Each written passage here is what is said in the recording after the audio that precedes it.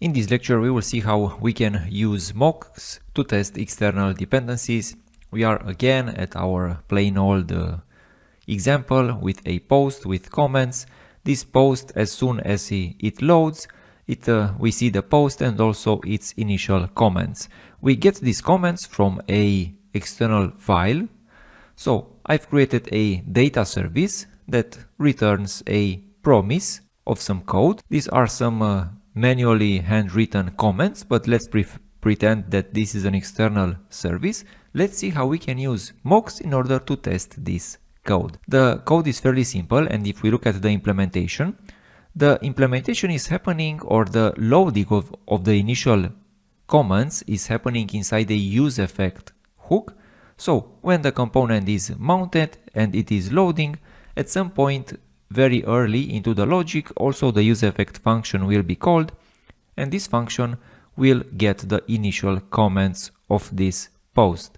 Let's see how this can be tested. I've already started with the basic implementation, and what we want to do, we want to replace this specific function that, let's say, it's an external service that we don't control, with something that we can control. This is basically the essence of using mocks.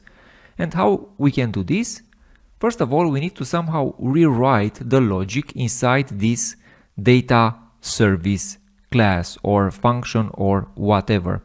And we can rewrite it directly with Jest or Vitest, whatever you use. You can use Jest. I'm using Vitest right here.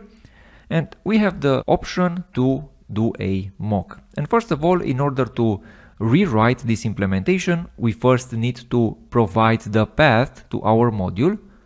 In our case, the mock is directly next to our test, so there's no long path right here. We want to mock the data service. Careful, at this point we don't have any strong types, so make sure you don't have any typos, otherwise things won't work. And then we need a callback that will return an object with our specific needs. And what we need to return an object that will contain the same functions that we have. In our case, our module contains a function called getCommentsForPost. So we need something like this, an entry inside our mock object, which again will be a function that will return something. Let's just say, first of all, I will do a console to make sure that we are calling our mock, and let's return some comments.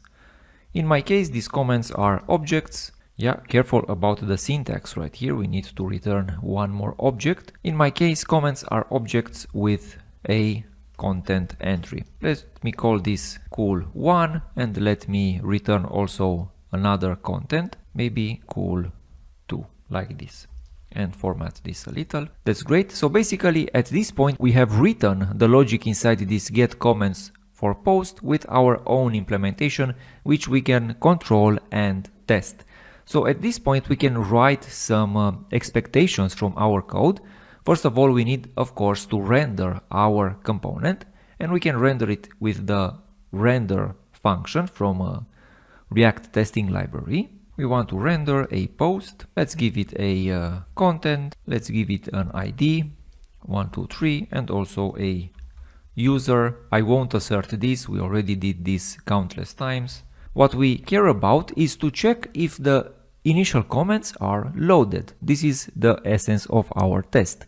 In order to check this, we need to search for the comments container with a data test ID. We already saw how to do this. We need to import this screen, alright, and then inside this comments container we need to search for paragraphs. This means that we need the within method. Let me search for these comments, alright, and now we can simply make some assertions based on the comments. We are expecting our comments to be initial length to be 2, and the first comment should have the text content cool1 and the other one should have the text content cool2. Let's run this test and see if it is working. I'm telling you from the start, it won't work because of a small but important issue, but let's see what the issue is.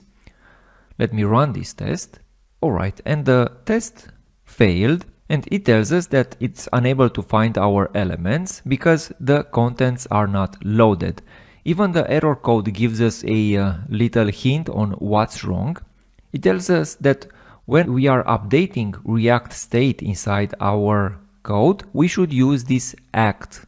We should wrap the call inside the act function. And this is the reason the test is failing, because the call to our data service is an asynchronous code, and the render or the assertions are made after the component is completely loaded. So let's wrap this inside an act function. Let me import act like this, and let's wrap this inside an act function. Very important, make this an async callback. And let's wrap this inside the act, and let's run the test again. Yes, I forgot the await. And if I'm using an await right here, of course I need async right here. Let me save this, and finally our test should pass. So yes, these errors are, really misleading because they don't say directly what's wrong with your test. And one piece of advice from experience is your code is simply not working even if everything should work. Make sure it's not an await async issue. Let's move on into the next lecture and see another way in which we can replace logic inside our code.